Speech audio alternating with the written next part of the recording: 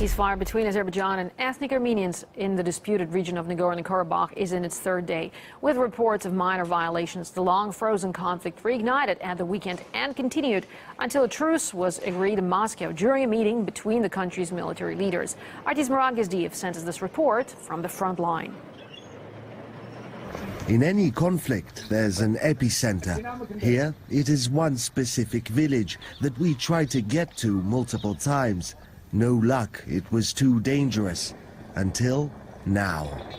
Talish village, or what's left of it. The place has been almost entirely abandoned. What residents remain are packing up and leaving. Men say they'll stay and defend the place. The ceasefire itself is largely holding. There are violations, and we're hearing small arms fire from the border, which is not far from here, where Azerbaijani forces and Armenian forces are separated.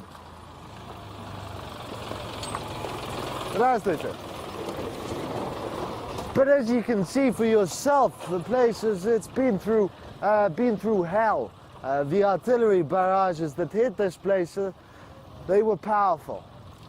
Barely a single house has been spared. Every street is peppered with shrapnel.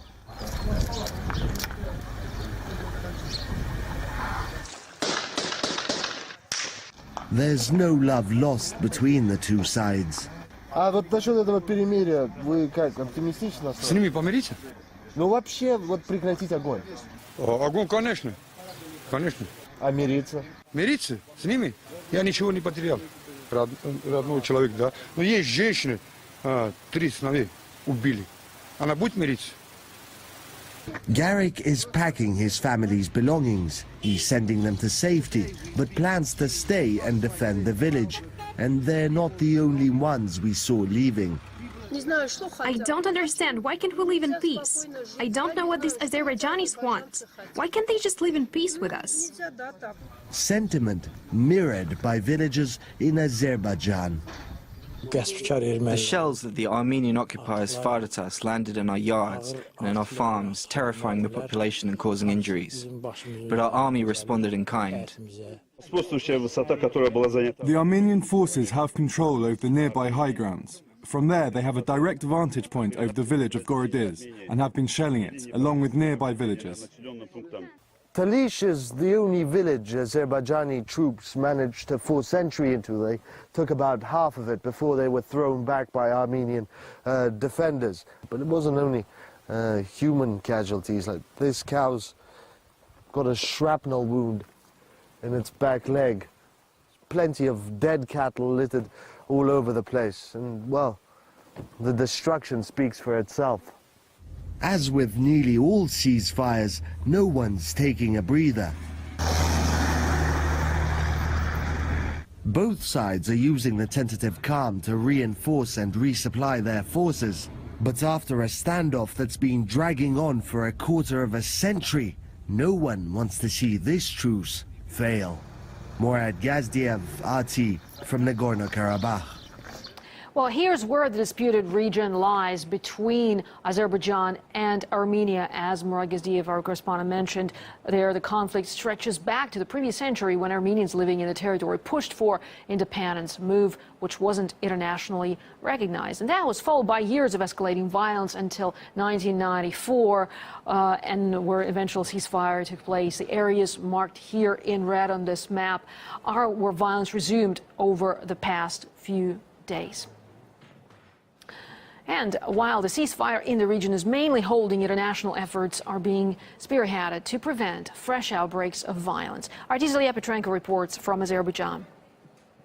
I'm inside the hotel building where the talks between the Russian, Iranian, and Azerbaijani top diplomats took place. The foreign ministers praised the truce at the press conference, although Sergei Lavrov said that right now it is not the time to relax. The ceasefire in the conflict area does not at all mean that we can relax our efforts to find a political settlement to the conflict.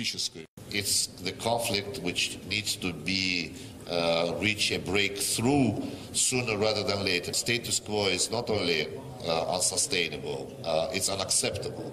Despite this week's apparent diplomatic success, The president of another neighbor of Azerbaijan and Armenia, Turkey, questioned Russia's commitment.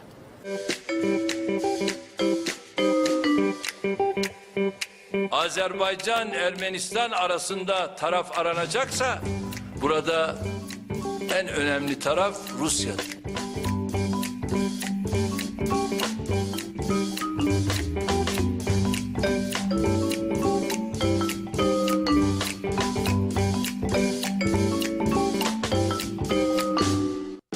Rusya taraf olmayı sever. Rusya Ukrayna'da da taraf olmuştur, Gürcistan'da da taraf olmuştur, şimdi de Suriye'de de taraf olmuştur. Rusya taraf olmayı sever. These comments do sound rather strange, especially given the fact that the current ceasefire was struck in Moscow by the chiefs of staff of Azerbaijan and Armenia, and Baku warmly welcomed that move. Russia has again taken the initiative, playing the role of mediating, brokering a ceasefire. Russia remains in close contact with both sides. Up next, Max and Stacey consider the British economy from the point of view of the former U.S. President Eisenhower. Kaiser Report is on your way to stay with us.